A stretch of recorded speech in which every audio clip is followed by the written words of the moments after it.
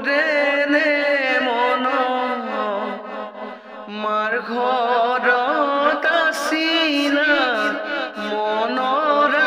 আনন্দ এতিয়া বাইদেউ সকলো এৰি হলা নতুন ঘৰৰ নবুৱাৰী বুৱাৰী জীৱনে সকীয়াই দিব জীয়ৰী